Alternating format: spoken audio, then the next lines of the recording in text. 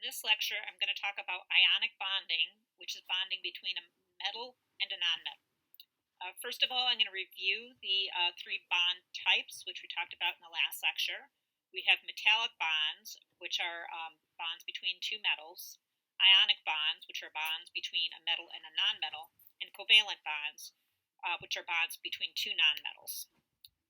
Each of these bonds results in different properties. Metallic bond, basically, since metals don't want the electrons, the outer valence electrons, they tend to be loose in an electron sea, so that the electrons can move around. This leads to conductivity, so metals are good conductors of electricity because of this electron sea.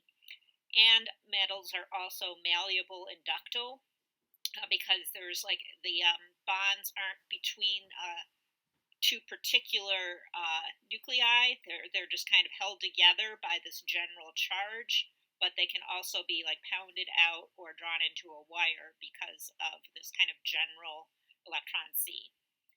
Then there's the ionic bonds, which we're going to discuss in more detail today. But basically, an ionic bond occurs when electrons are transferred from the metal, which doesn't want them, to the metal, which does. And they form in a very specific ratio, which is called a formula unit. So sodium chloride, NaCl, is in a 1-to-1 ratio. Magnesium chloride always forms in a ratio of 1 magnesium to 2 chlorine atoms. And this is a characteristic of ionic bonds, that there's a particular ratio, and we're going to go into detail about why that is in a minute.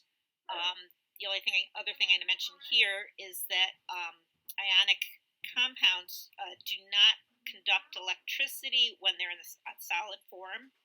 And the reason for this is, yes, there's these little charges, but they're tightly bonded to each other. Each sodium is tightly bonded to chlorine, and so they tend not to move around. And since they're not moving around, we don't have a way of conducting electricity. This is different, however, when a ionic compound is either molten, which tends to occur at very high temperatures. Ionic compounds tend to have high melting points. But it also occurs when they're dissolved in water. So sodium chloride dissolved in water, for example, forms salt water that is a good conductor of electricity, whereas distilled water isn't nearly as good at conducting electricity. And the third kind of bond that we're going to talk about. Okay, I'm now going to describe how we write formulas and how we figure out what formulas or what compounds are formed. And to do this, I'm going to use Lewis structures because they're a very good visual cue for how elements are going to react.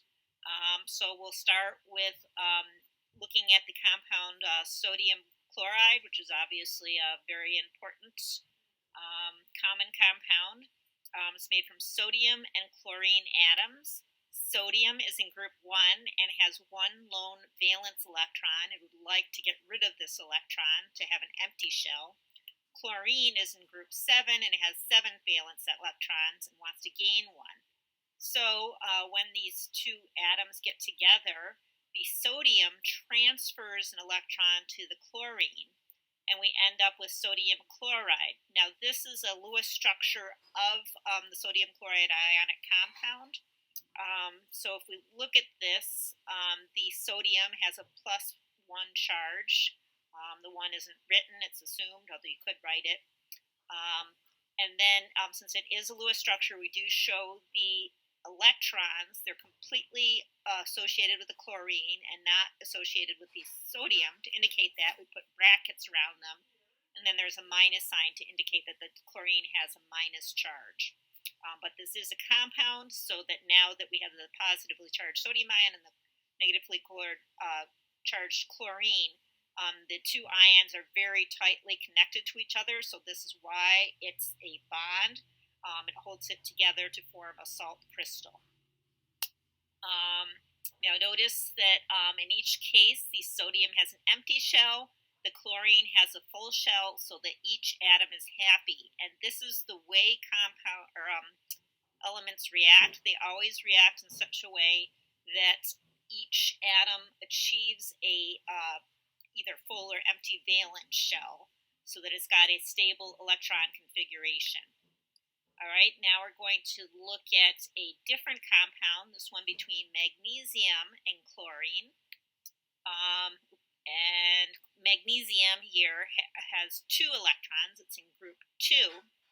I'm showing here that the magnesium is going to transfer 1 electron to chlorine, but then it still has 1 left, which means it's not happy. It doesn't have an empty shell, so it wants to empty its shell. So what it's going to do is it's going to find another chlorine atom and transfer that electron to that chlorine.